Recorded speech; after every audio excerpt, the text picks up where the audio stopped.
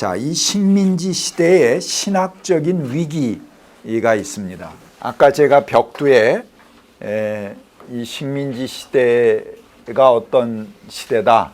그래서 성경 지필 또 그 안식일 중심 또 할례 뭐 이런 것들로 이제 그 민족의 아이덴티티를 이어가는 그런 시대였다. 이제 그런 말씀을 드렸습니다. 근데 우리가 볼 수 있는 성경에 여러분들이 지금 뭐 오경, 역사 또는 뭐 예언, 시, 뭐 그 다음에 잠언, 격언 뭐 등등 이런 모든 그 성경의 자료들은 요게 그때 이전에 요게 이제 식민지 시대입니다. 이 식민지 시대라는 우물이에요. 큰 우물이에요. 이 우물에 풍덩 들어가서 적셔 나온 자료들이다 하는 거예요. 우리가 보는 거지. 전부. 그러니까 이전에는 이런 자료들이 기록되어 있지 않았어요. 있더라도 단편적으로 모아져 있는 자료죠. 근데 역사가 없어지는구나. 그래 위기감을 가지고 이들이 이제 옛날 뭐 우리 그 법이 이런 게 있었지, 우리 역사는 이랬지, 뭐 예언들은 옛날에 이런 예언들이 있었지, 이런 것들을 이제 수집해서 기록하기 시작을 한 거거든요. 그러니까는 지금 남아 있는 이런 자료들은 전부 사실은 식민지 시대라는 위기감이 여기 깊이 착색되어 있다 하는 걸 볼 수 있습니다. 자, 한번 볼까요? 바벨론 포로기의 이 위기를 돌파하기 위해서 이제 신명기 역사가라든가 오늘 공부한 이제 예레미야, 제2 이사야, 에스겔 뭐 그 다음에 나오는 그런 예언자들 뭐 이런 사람들이 전부 이 식민지 시대의 위기를 돌파하기 위해 신학을 내놓는 거거든요. 이들의 모든 신학이 다 끝장납니다. 다윗 왕조가 남왕조에서는 영원히 계속되리라 이렇게 하지 않았습니까? 그런데 다윗 왕조가 어떻게 됐어요? 끝장났죠. 그리고 북왕조는 어떻게 해요? 신명기 신학을 가지고 있어요. 이 사람들 신명기 신학은 뭐야? 하나님께 충성하면 복을 받고 하나님을 거역하면 벌을 받는다. 이것을 역사적으로 계속 반복하는 것이 신명기죠. 신명기의 사관이 이런 겁니다.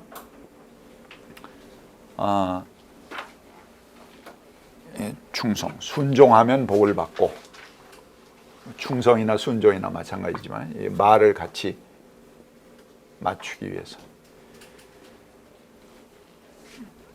자, 이런 신명기 역사가 이스라엘이 멸망한 초기에는 굉장히 유용했어요. 왜?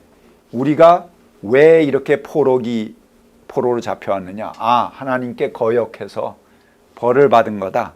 그걸로 설명하는 데는 유용했어요. 근데 거기서 시간이 계속 흘러갑니다. 2대, 3대, 4대 이렇게 막 나오게 되는 거예요. 그러면 걔네들이 아무런 죄도 없이 포로지에서 태어난 애들은 그러면 뭐 때문에 이런 벌을 계속 받는가? 이런 신학적 문제가 제기되는 겁니다. 그래서 에스겔서에 보면은 아비가 신포도를 먹으면 아들의 이도 시냐? 이런 물음을 하는 거예요. 그게 뭐냐면 여기 와서 죄 없이 난 애들은 왜 포로 생활을 하고 있느냐? 그거죠. 그 죄가 이렇게 유전되느냐? 아비가 신포도 먹으면 아들의 이도 시냐? 이런 걸 이제 물어보는 겁니다.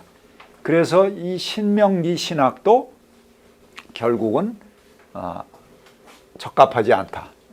아까 다윗 왕조의 신학, 다윗 계약 신학도 적합하지 않다 하는 것들이 이제 이 포로기 때 전부 드러나는 거죠. 그러니까 이들이 가지고 있던 이 신명기 신학이라는 것은 모세 계약 아닙니까? 모세 계약이고 이 다윗 왕조에 대한 약속은 다윗 계약인데 이 모세 계약 북왕국에서 중심으로 가졌던 이것도 무너지고 남왕국에서 중심으로 가졌던 다윗 계약도 무너지고 다 무너지는 겁니다. 예루살렘 성전은 완전히 무너져 있고 자기들은 성전하고 멀리 떨어져 있고 그들의 종교는 성전에서 희생제사 드리는 종교였는데 바벨론에 와서 희생제사를 어디서 드려요? 그러니까는 그들의 종교 자체가 무너진 겁니다. 예루살렘은 예언자 이사야가 뭐라 그랬어요?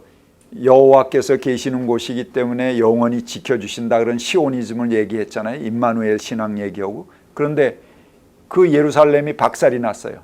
돌 위에 돌 하나 남지 않고 다 무너지고 그들은 지금 황량한 곳에 와 있어요. 그러면은 하나님이 계시지 않은데 자기들은 어디 이 먼 이방 땅에서 어떻게 하나님을 섬겨?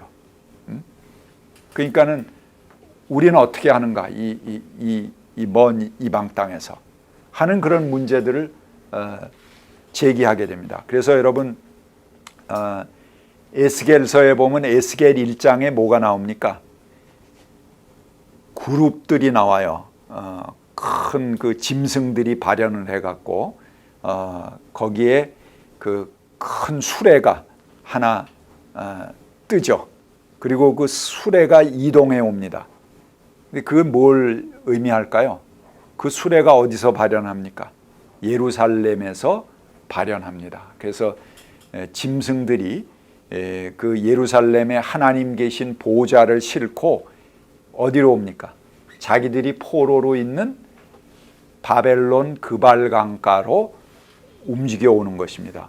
하나님 보좌가 와야지 뭐 그 다음에 뭐 예배를 드리건 뭐 하나님을 섬기건 할 거 아니에요. 그러니까 에스겔 1장에는 그렇게 하나님의 보좌가 떠서 짐승 그 수레에 의해서 큰 짐승들이 이끄는 수레에 의해서 그 움직여 오는 그런 장면으로 시작을 하는 겁니다. 이런 그 모든 신학의 하나의 위기가 바로 이 식민지 시대입니다. 그래서 이 식민지 시대의 위기를 극복하기 위한 것들은 이제 이 각 예언자들 또는 뭐 신명기 역사가라고 하는 사람,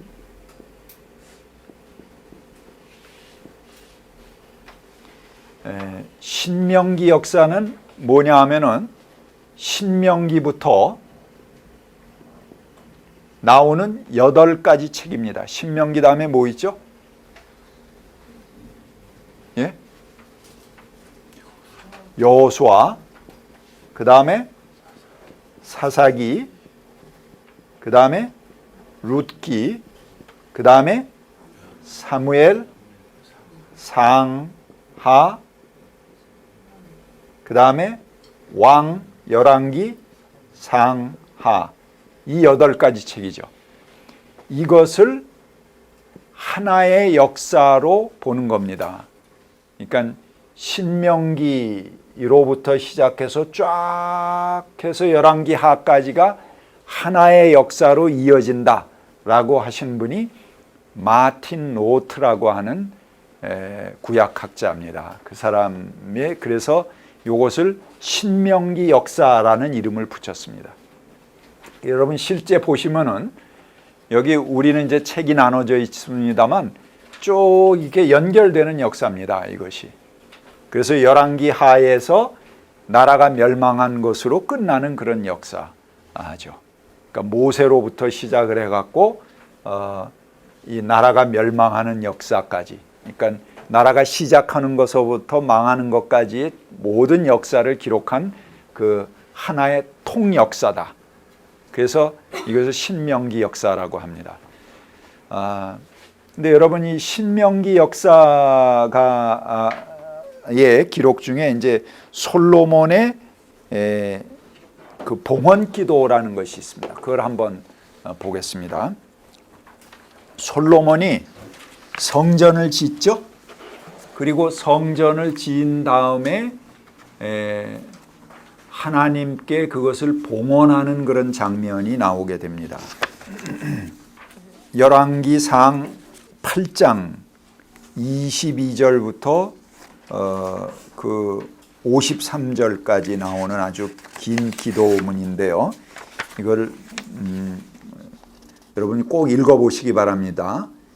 그 중에 이 긴 기도문인데 여러분들이 주의 깊게 한번 그 역조 기도문을 읽어보시면 어울리지 않는 부분이 나옵니다.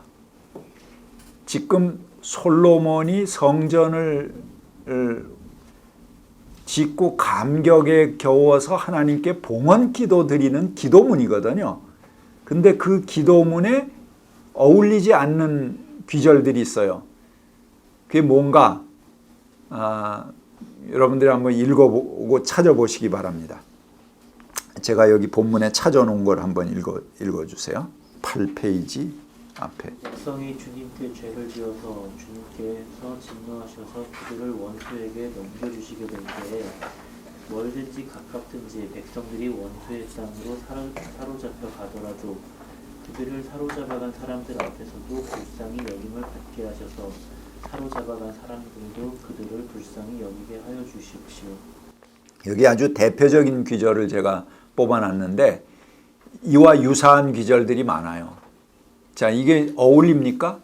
지금 솔로몬이 성전을 짓고 뭐 다윗 때부터 이렇게 지으려고 그러다 못 진 성전을 지금 짓고 봉헌하는 그 기쁜 그 봉헌 기도인데 거기서 백성이 죄를 지어서 주님께 노여움을 사갖고 외국에 사로잡혀 가더라도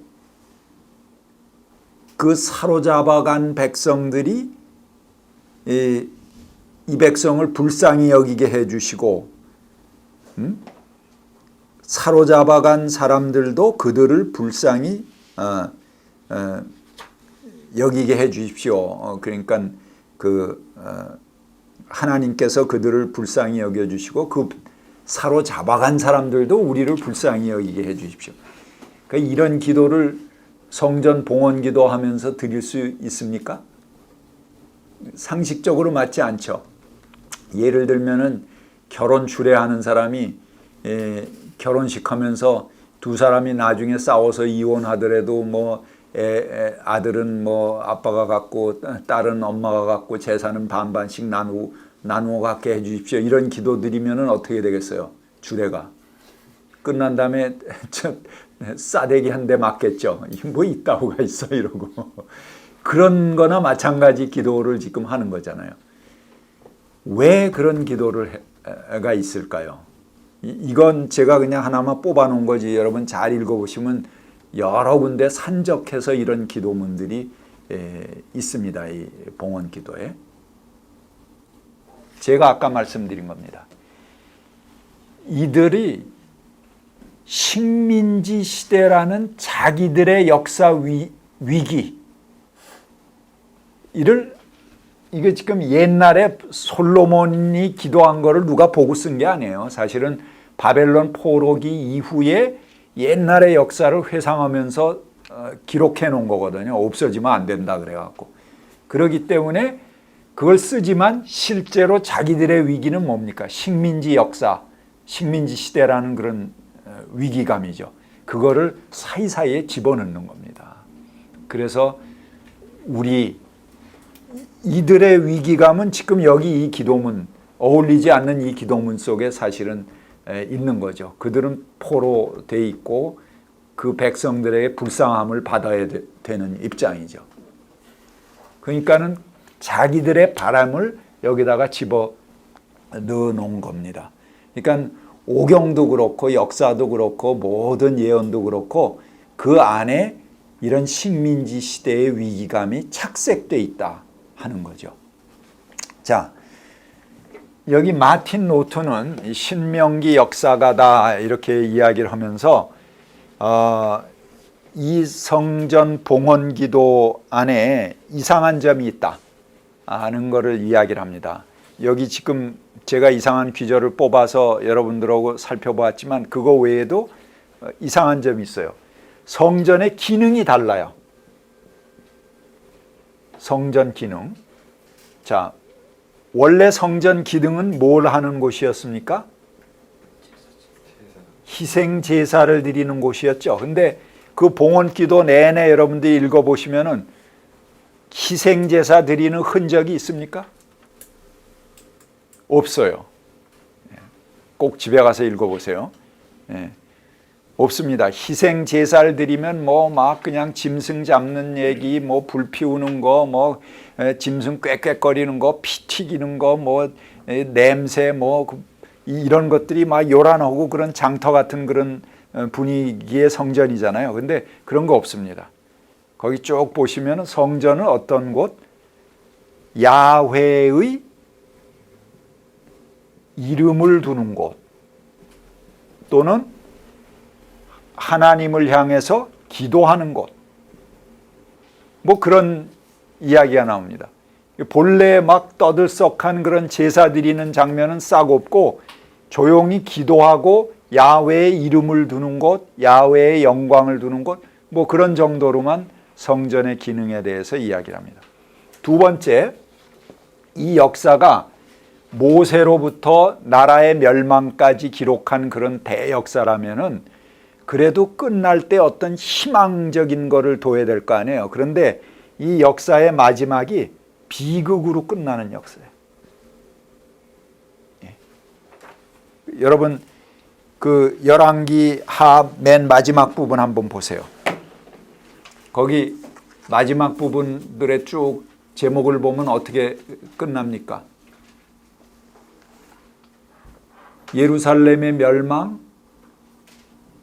그 다음에 성전의 붕괴, 총독의 파견, 뭐 그리고 포로로 사로잡혀감, 뭐 그렇게 하고 끝나버렸죠. 물론 맨 마지막에 하나 뭐 그 여호야긴이 석방되다. 여호야긴이 아까 1차 포로 때 잡혀갔었죠. 그 포로지에서 석방됐다는 얘기가 잠깐 나와요. 근데 그게 큰 정치적 의미를 갖는 얘기가 아닙니다. 여호야긴이 뭐 석방돼서 뭐 독립운동을 일으키거나 나라 중흥운동을 일으킨 것도 아니고 그냥 그거는 멸망하는 기사 중에 잠깐 그 어떤 가십처럼 들어가 있는 거예요. 아무 의미가 없어요. 그러니까는 나라가 멸망하는 그런 아주 절대 비극의 역사로 딱 끝나버려요. 모세부터 모든 역사를 통사를 기록했다면 그 역사가 뭔가 희망적으로 끝나야 될 거 아니냐. 근데 왜 이렇게 비극으로 끝나는 역사를 기록했을까? 마틴 노트가 주목하는 겁니다. 왜 그랬을까요?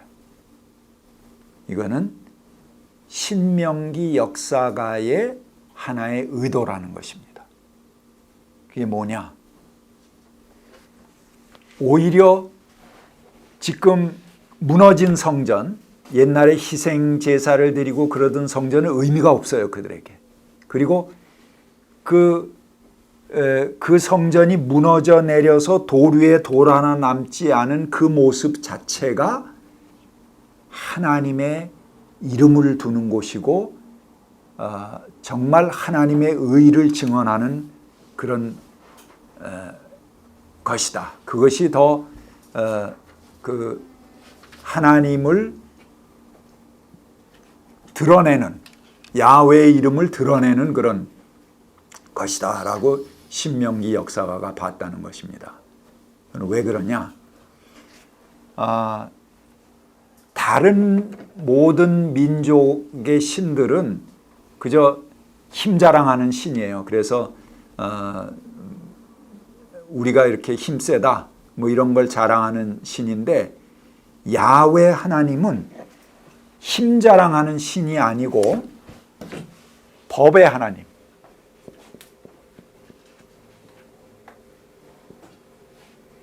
정의의 하나님이라는 거죠. 그래서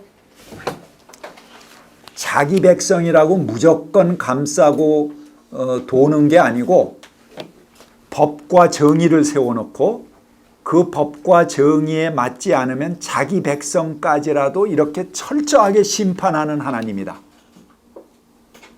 이게 신명기 역사가가 가지고 있는 하나님에 대한 증언이라는 겁니다. 그래서 오히려 무너진 성전이 하나님의 정의를 드러내는 징표라는 거죠. 돌 위에 돌 하나 남지 않고 이렇게 철저하게 자기 백성까지도 심판할 수 있는 하나님. 이게 무조건 내 백성 그러고 이렇게 살피고 뭐 그걸 감싸는 그런 병아리가 감싸듯 어미닭이 병아리 감싸듯 하는 그런 신이 아니라는 거예요. 야훼 하나님은 정의의 하나님. 전 세계 어느 곳에든지 이 정의가 확립되는 것을 보는 그런 하나님, 법의 하나님이시다. 그게 야훼 하나님의 위대성이라는 겁니다. 그래서 오히려 그 백성이 거역했을 때, 하나님의 말씀을 안 들었을 때 철저하게 응징하고 파괴시킨 그 증거가 무너진 성전이라는 거죠. 그리고 비극으로 끝난 역사입니다. 그래서 그 비극의 역사, 무너진 성전이야말로 하나님의 정의, 법의 하나님,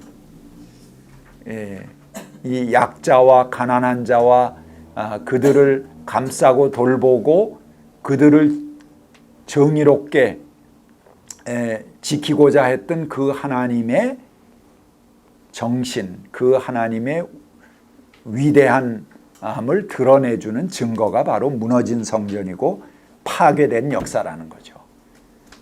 그래서 이 역사를 이렇게 비극적으로 끝냈다. 그리고 성전도 이런 새로운 기능으로 보게 됐다 하는 것이 마틴 노트가 보는 신명기 역사가의 역사관입니다. 여러분 그 굉장히 역설적이지만 아주 영감이 있는 그런 해석이죠. 그리고 이 신명기 역사가라는 사실은 유대의 모든 역사를 이게 통틀어서 기록한 오경과 역사를 기록한 거 아니겠습니까? 이게 신명기부터 열왕기 하까지 그 역사가가 가졌던 하나의 대안이죠. 그 백성들은 절망하고 실망합니다. 야, 이거 왜 이렇게 됐는가? 오히려 우리가 예루살렘 성전이 최고의 곳인 줄 알고 하나님이 계시는 우주의 중심이다 그랬는데 나중에 바벨론에 와 보니까는 웬걸 바벨론의 신전은 벽 두께만 10m예요. 그러니까 벽 두께만 10m인 그런 어마어마한 신전의 규모를 보니까 이 백성들이 실망하는 거예요. 야, 우리가 우물한 개구리였구나. 예루살렘 성전은 여기다 대하면 헛간에 불과하다. 야훼는 왜소하다. 마르둑은 위대하다. 이렇게 하면서 배교하는 사람들이 생기는 거죠. 이런 위기 속에서, 이런 식민지 위기 속에서 오히려 신명기 역사가는 무슨 소리냐? 무너진 역사, 망한 역사가 오히려 정의로운 하나님을 드러내는 증거다 라고 새 역사를 지필하여서 썼다는 것입니다. 그러니까는 그건 굉장히 위대한 예언자죠. 이 신명기 역사가도. 그 역사의 현실을 뒤집어 볼 수 있는 그런 인사이트를 우리에게 제공해 주는 위대한 예언자다 이렇게 볼 수가 있습니다. 그 다음에 피역사라는 것, 이 포로기의 이제 제사문서, 사제문서죠. 그 사제문서 역사가도 제가 처음에 P라는 전체 구조에서 제2라는 이런 구조가 들어가서 집필된 게 오경이다. 그런 말씀을 드렸었죠. 초기에. 그리고 여기에 신명기라는 D 자료, Deuteronomic Rights가 여기 결합돼서 4개의 그 오경의 자료들이 결합된 거다. 그런 말씀을 드렸습니다. 그러니까는 P라는 것이 신명기 자료를 띄워놓으면은 제가 신명기 자료 이제 설명을 드렸고요. 이 P라는 것이 굉장히 중요한 오경의 틀거리를 갖추고 있는 거 아닙니까? 근데 이 P라는 것이 이스라엘 역사 제사문서 역시 포로기의 작품으로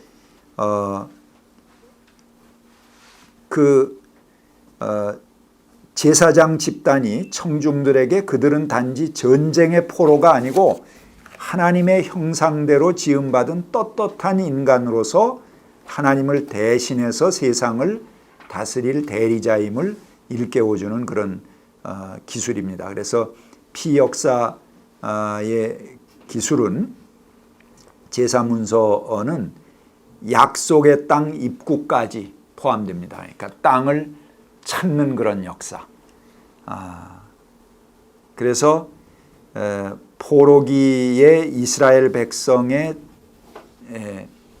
그 처지를 희망을 그대로 드러내주는 것이 또 이 제사문서라고 볼 수 있습니다. 그래서 그들이 말하는 약속의 땅을 향한 입성은 출애굽을 출바벨론한 사람들이 세워야 하는 이스라엘의 회복의 역사이기도 하죠. 그래서 이들은 제의를 통해서 하나님을 섬기고 야훼를 주로 모실 모세 시대의 영광을 다시 찾으려고 한 것입니다. 이게 이제 에스겔 공부할 때 에스겔도 성전을 중심으로 이스라엘을 회복하는 그런 프로그램을 얘기하거든요. 이게 그대로 이 제사문서하고도 일치합니다. 그러니까 에스겔이 제사장이거든요. 그러니까 제사문서의 그 견해, 제사문서는 이제 제사장들이 쓴 거잖아요. 그렇기 때문에 에스겔서가 바로 이 제사문서의 한 견해를 보여주는 거다 이렇게 볼 수 있습니다. 이 제사문서가 강조하는 안식일, 할례, 제사 등의 엄격한 규정은 당시 이스라엘의 정체성을 유지할 수 있는 유일한 방법이었습니다. 그래서 제사문서는 인간이 자기 욕심과 일을 멈추고 하나님 앞에서 자신을 돌아보는 안식일 정신을 사회 전체로 확장시킵니다. 그래서 안식일이 아주 중심 주제가 되는 거죠. 그래서 그의 안식년 희년에 대한 구상은 새로운 공동체에 대한 혁명적인 상상으로 이어집니다. 우리 이거 공부했죠.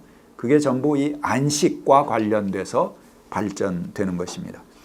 그래서 제사문서는 포로기 이전의 예언자들처럼 계약 파기자에 대한 하나님의 무서운 심판을 선언하는 대신 시내산 계약까지도 영원한 계약으로 하나님의 자비를 나타낸다 이렇게 보았습니다.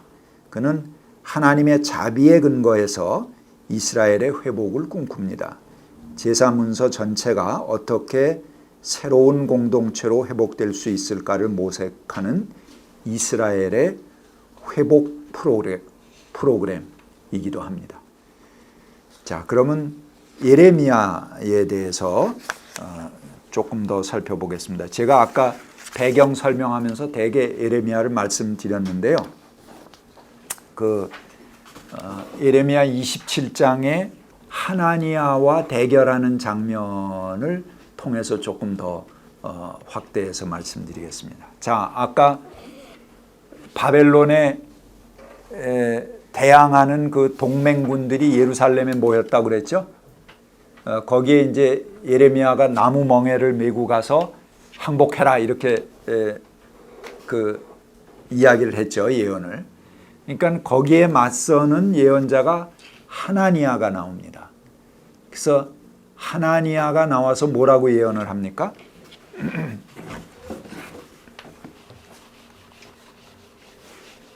그 예레미야가 메고 나갔던 나무 멍에를 부러뜨립니다. 가서 뺏어갖고 부러뜨리고 하나니아는 뭐라고 예언하냐면 2년 전에 1차 포로 때 잡혀갔죠. 그 여호야긴하고 에스겔하고 이렇게 잡혀가지 않았습니까? 그 2년 전에 잡혀간 사람들이 다시 돌아오게 된다. 그래서 하나님께서 이 나무 멍에, 바벨론의 멍에를 꺾어버리셨다. 그래서 그들이 회복하고 다시 하나님이 우리를 구원해 주실 거다. 이런 예언을 하게 됩니다. 그래서 하나니아와 예레미야가 대립을 하게 되는데요. 그렇게 되니까 예레미야가 또 어떻게 합니까? 이번에 예레미야가 밖으로 나가서 또 다시 쇠멍에를 메고 옵니다. 그래서 내가 나무 멍에를 부러뜨렸으면 하나님께서 이 민족에게 다시는 부러뜨리지 못할 쇠멍에를 매주신다.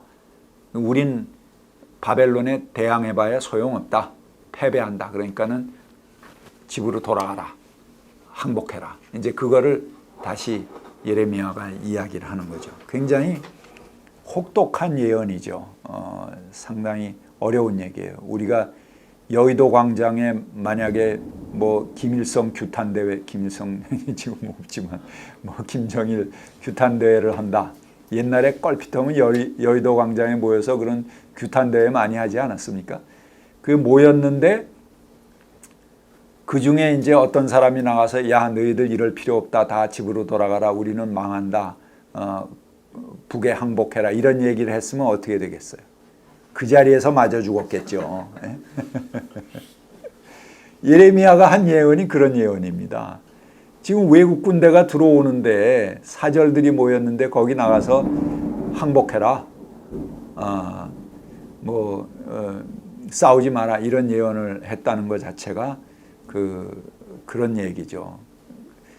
자, 그런데 여기 보면은 이런 예레미야의 예언이 도대체 왜 뭘 근거로 하는 예언인가 하는 걸 우리가 좀 살펴보려고 합니다.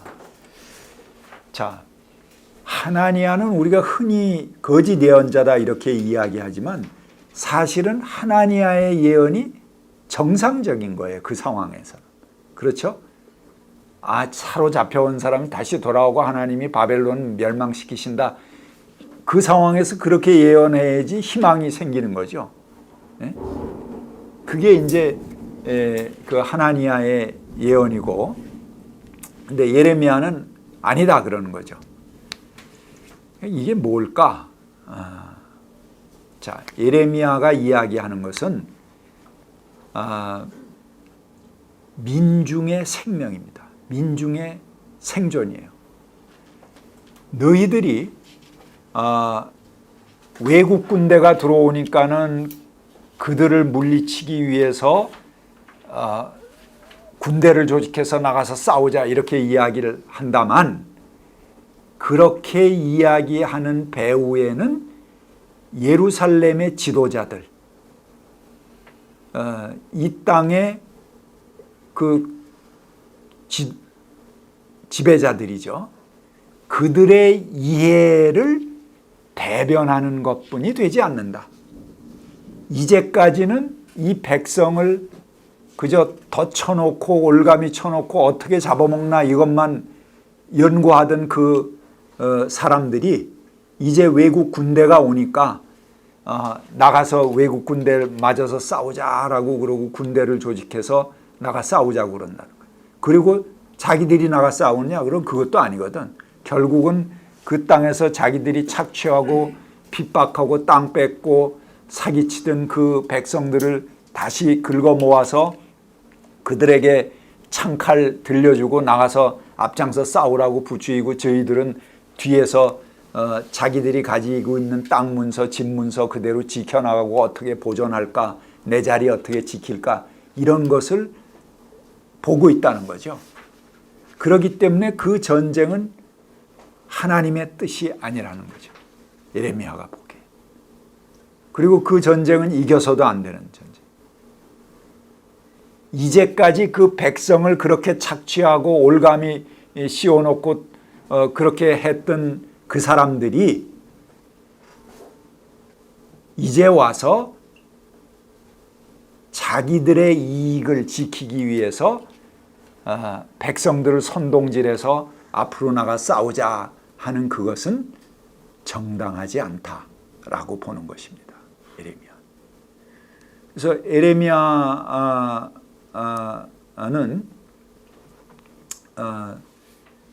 그 백성들을 그 잔혹하게 올가매고 착취했던 그런 그 지배자들의 죄악을 그대로 고발합니다. 그러면서 이 백성, 이 부도덕한 정권, 이 권력은 망해야지 오히려 새 것이 싹 틀 수 있다라고 보는 거죠. 여기 하나니아가 보았던 모순은 무엇입니까? 외국, 이방, 족과 우리라는 그런 양자 대립입니다. 이건 이방 민족과 우리다 하는. 근데 예레미야가 보는 우리라는 것은 여기 민중입니다. 그 땅의 백성입니다.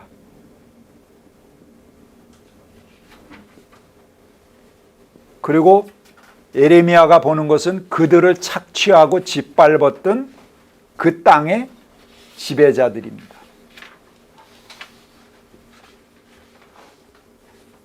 서로 모순으로 보는 것이 달라요. 그래서 예레미야는 그렇게 얘기합니다. 멀리 있다고 그래서 그게 꼭 적이냐?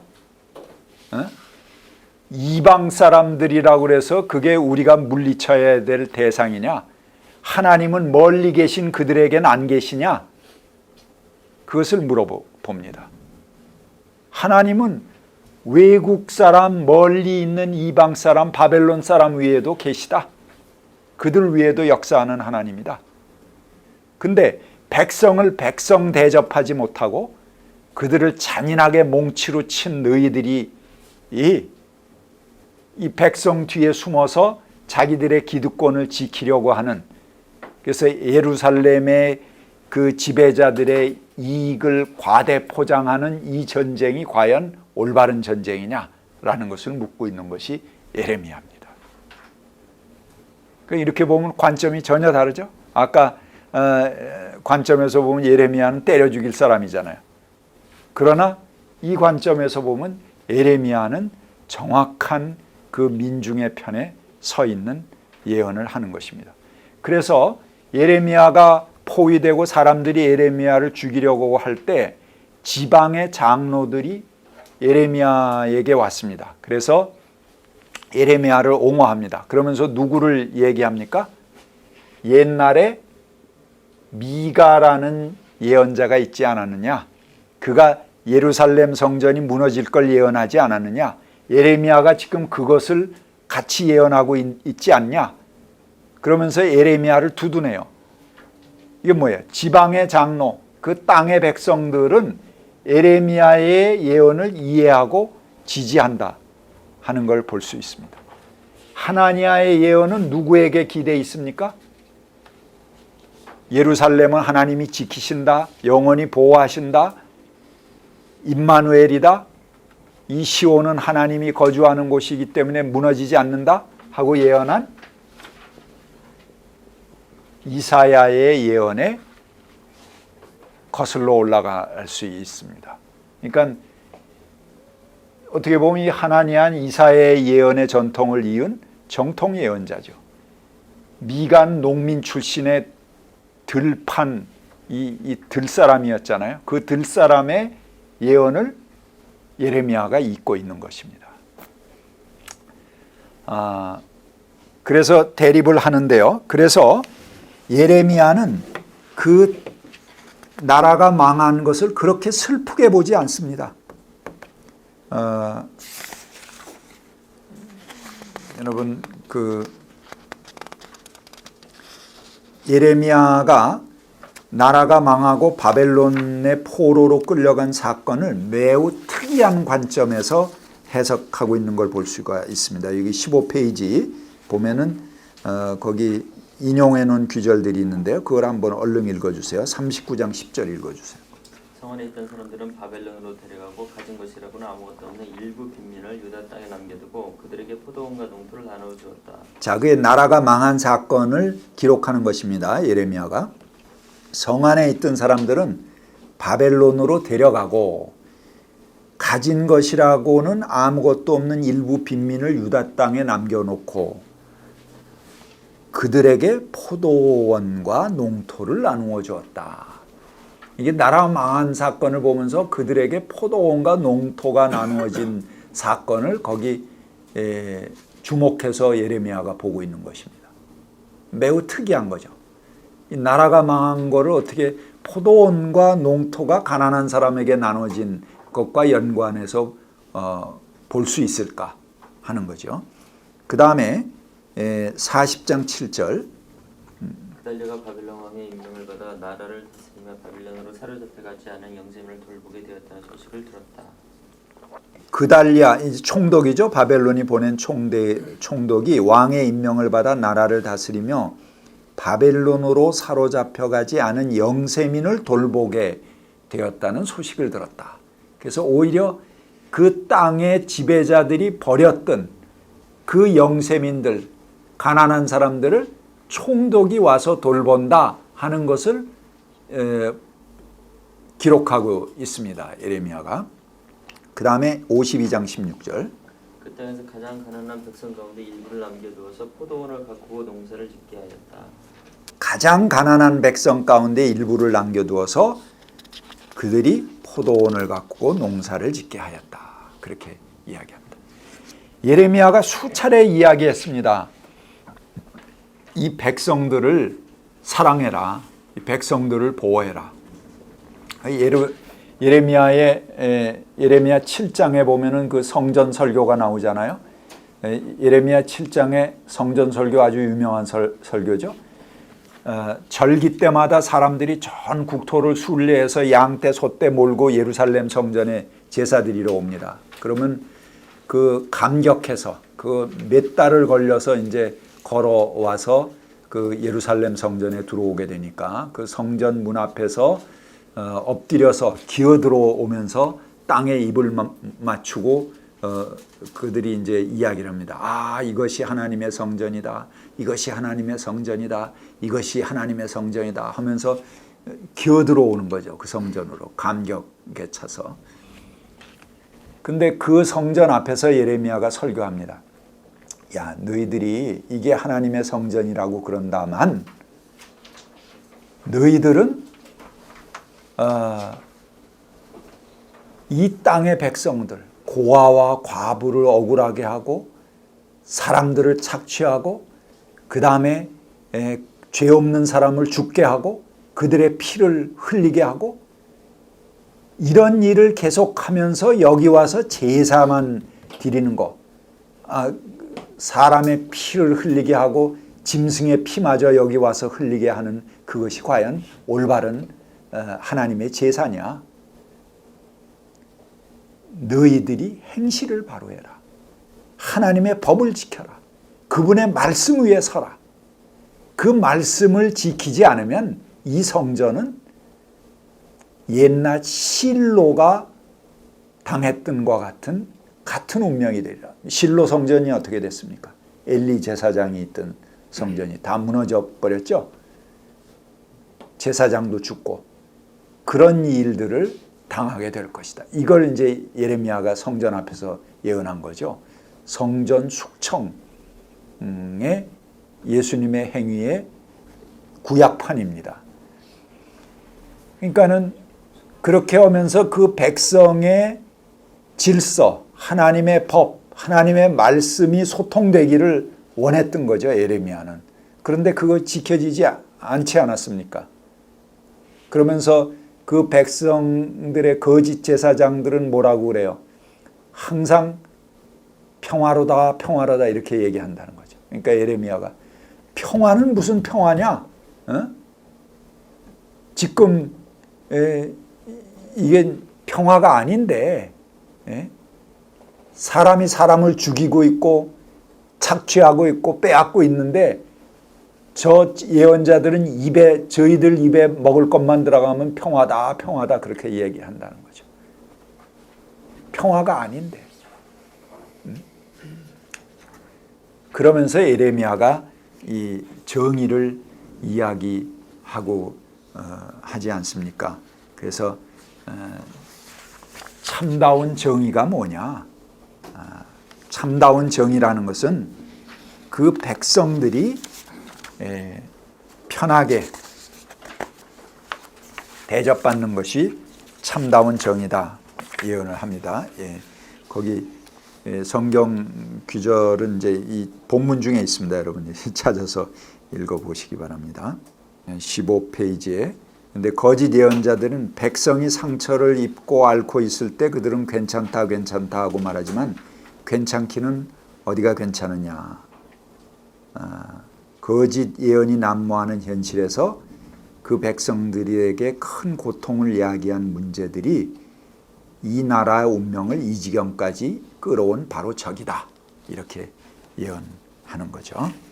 예레미야는 아시리아나 바벨론은 공통된 정책을 가지고 있습니다. 그들은 점령한 나라의 지배층들을 전부 자기 수도로 끌고 와요. 그래서 한데 억류해 놔요. 그러니까 그들은 점령한 나라를 전부 뒤섞어서 하나로 만들려는 그런 욕심을 가졌던 거예요. 그래서 그 지배층들을 전부 왕족들을 전부 사로잡아서 갖다가 억류해 놓는 거죠. 그리고 그들이 사로잡아 올 때 여러분들 이제 그 포로기 끌어오는 그 벽화 같은 것들 아마 보셨을 거예요. 사람들을 이렇게 쭉 줄로 세워서 줄을 엮습니다. 그래서 여기 아모스서에 제가 처음에 그 인용을 해놨는데요. 낚시줄로 이렇게 몸을 꿰서 엮어요. 그래갖고 쭉 그렇게 한 줄로 해서 끌고 오는 겁니다. 그러니까 도망가지 못하게. 도망가려면 자기 몸의 일부를 절단해서 띄고 도망가야 되는 거죠. 그러니까 도망 못 가겠죠. 그런 식으로 포로로 잡아오고 몇 달을 끌고 오기 때문에 뭐 포로로 끌고 오는 동안 상당수가 죽을 테고 살아남은 사람도 그런 식으로 끌어와서 억류하는 게 바벨론과 아시리아의 그 정복 정책이었습니다. 그러니까는 그런 정복 정책 아래서 제일 저항하는 사람은 누구였을까요? 지배층이죠. 왕족 귀족이죠. 그들은 바벨론에나 아시리아에 패배당하면 완전히 포로로 전락하는 거 아닙니까? 이방 땅으로 끌려가는 거. 그러니까는 어떻게든지 극렬하게 바벨론에 맞서려고 했던 것입니다. 그래서 시드기야가 그 바벨론에 의해서 왕이 됐지만 끝까지 이제 반바벨론 운동을 하다가 잡히는 것도 그런 이유라고 볼 수가 있습니다. 그러나 예레미야는 그 땅의 백성들을 지키지 못한 그 지배자들, 더 이상 나라로서 존재할 이유가 없어진 그런 나라는 망해야 된다. 오히려 그래야지 새 것이 나올 수 있다라고 보는 것이죠. 근데 그러면 예레미야가 바벨론의 첩자냐? 바벨론이 점령한 것을 환영하고 아주 좋아했느냐? 그거는 아닙니다. 나중에 보면은 예레미야가 바벨론이 점령했을 때 자기 사촌인 그 고향이 이제 아나돗이죠.